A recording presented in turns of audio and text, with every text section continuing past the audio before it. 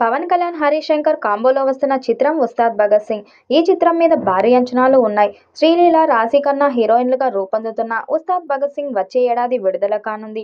ఇప్పటికే చాలా భాగం షూట్ పూర్తయింది. పవన్ కేటాయించిన డేట్ల వరకు హరీష్ ఎలాంటి ఆటంకం లేకుండా పూర్తి చేశారు. ఇంకా పీకేపై మరికొన్ని సన్నివేశాలు పూర్తి చేయాల్సి ఉంది.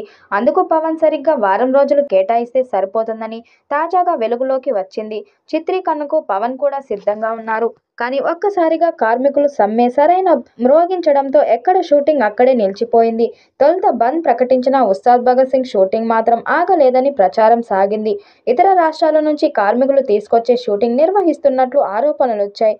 కొంతమంది కార్మికులు పవన్పై ఆగ్రహం వ్యక్తం చేశారు. కానీ ఆ మరుసటి రోజు నుంచి ఆ సినిమా షూట్ కూడా నిలిచిపోనున్నట్లు ప్రచారంలోకి వచ్చింది. ప్రస్తుతం అన్ని సినిమా షూటింగ్లకు తాత్కాలికంగా ఫుల్ స్టాప్ పడింది.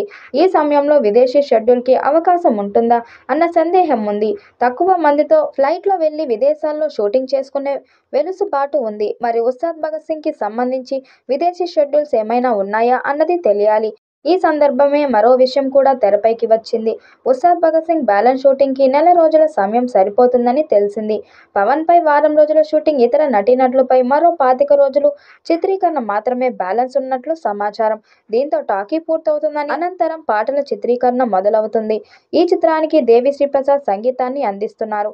త్వరలోనే మొదటి పాటను విడుదల చేసేందుకు సన్నాహాలు చేస్తున్నారు. తాజాగా ఈ చిత్రం గురించి మేకర్స్ ఓ అప్డేట్ ఇచ్చారు.